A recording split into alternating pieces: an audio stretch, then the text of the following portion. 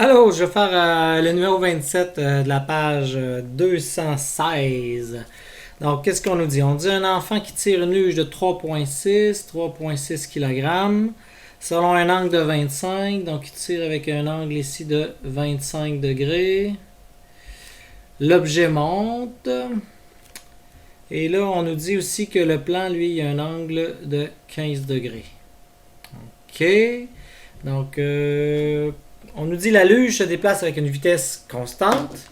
Quand tu entends vitesse constante, ça veut dire vitesse égale à une constante, surtout en ligne droite, on n'a pas le choix, c'est la somme des forces qui est égale à 0. C'est ça qu'il faut que tu assimiles. Vitesse constante en ligne droite, somme des forces égale à 0. Un coup que ça c'est fait, on va continuer de lire. Donc on nous dit la tension c'est 16 newtons. On a 16 qui est là, newton. Ça va avec une vitesse constante. Qu'est-ce qui arrive si tu lâches la corde? Ben, la luge va se mettre à reculer puis à descendre vers le bas. La question, c'est quelle est l'accélération quand elle glisse? Ben, pour faire ça, on va se faire un diagramme de corps libre. Puis à partir du diagramme de corps libre, on va être bon pour résoudre notre système, trouver notre coefficient de frottement. Puis un coup, on a un coefficient de frottement, on recommence le numéro sans la corde. Fait que là, ici, j'ai un poids qui est 3,6 fois 9,8. Ça nous donne 35,28. J'ai une normale.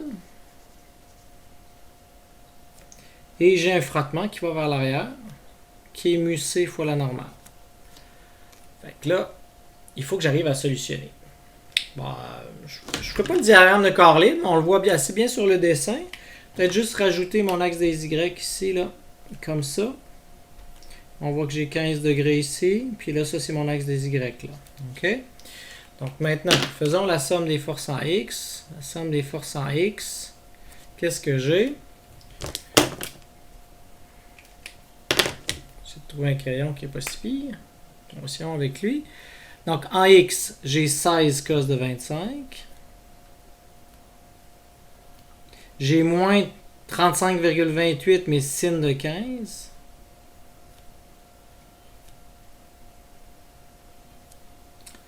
J'ai moins mu c fois la normale. Et ça, c'est égal à 0. Maintenant, je vais faire la somme des forces en Y. En Y, qu'est-ce que j'ai? J'ai ma normale.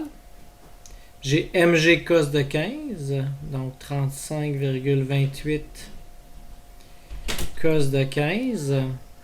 Et j'ai aussi, il ne faut pas oublier ce petit côté-là ici, 16 sin de 25. Et ça, c'est égal à 0 aussi. Donc, avec ça, je peux trouver ma normale. Donc, puis tenons notre normale. Donc, 16 sin de 25.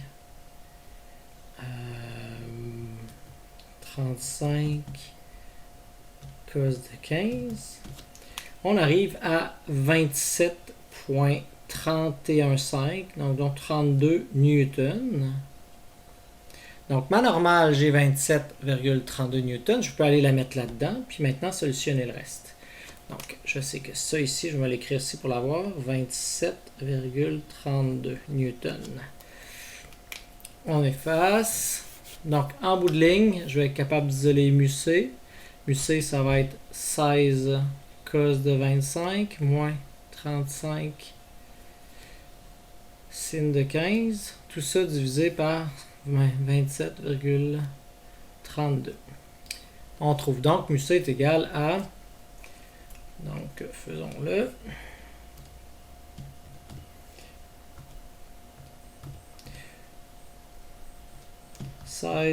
fois cos de 25 moins 35 sin de 15. J'arrive à 0,197 en arrondissant à 3 chiffres significatifs. Donc là, je sais que mon mu c que je viens de trouver est égal à 0,197. Ici, peut-être que l'erreur que vous allez faire fréquemment, vous allez oublier cette petite portion-là en Y. Il faut faire attention, il est là, il ne faut pas l'oublier. Fait que là, c'est là qu'on reprend le numéro. On reprend le numéro quand ça accélère, cette fois-ci. Donc, l'angle n'a pas changé, il y a juste cette force-là qui change. Il n'y a plus de cette force-là, puis le frottement n'est pas vers le bas. Le frottement va donc être vers le haut. On a un frottement ici qui va être là, de mu C fois la normale. Mais attention, la normale n'est plus la même. La normale a changé, j'ai plus de corde. Et là, dans le fond, j'ai ça qui va se mettre à descendre, comme ça en X. Ici, là, c'est la somme des forces égale à la masse fois l'accélération. J'aurais pas le choix de faire les deux encore. Vous voyez, cette petite chose-là, quand vous faites des copier-coller d'une partie numéro à l'autre partie numéro, c'est pas bon. Fait pour reprendre au complet puis re-raisonner numéro complet, la somme des forces en X, ben, cette fois-ci, j'ai seulement mu C fois la normale, en fin de compte.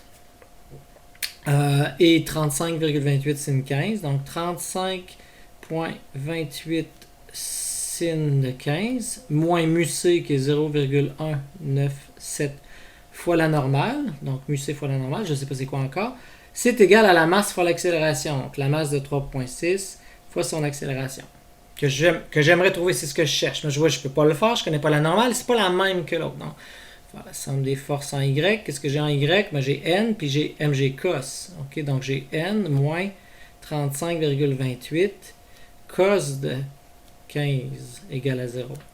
Donc là, je peux trouver ma normale. C'est 35,28 cos de 15. Ça me donne 34. Donc, ma normale étant de 34 ici.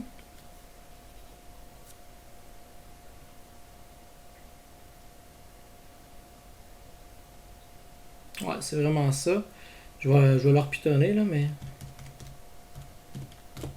Ah, c'est ça, 34,1. C'est proche de 35,28, mais c'est un petit temps. Newton, donc ici, j'ai 34,1 ici qui va aller là-dedans. Et là, je vais être capable d'isoler A. Donc, si j'isole A va être égal à 35,28 sinus de 15 moins 0,197 34,1, tout ça divisé par mon 3,6. On va faire ça.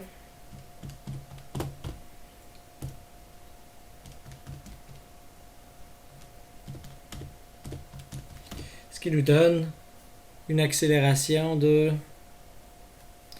la misère à l'écrire ici à l'écran, là, mais 0,67. 0,672. Excusez. 67,2 mètres par seconde carré.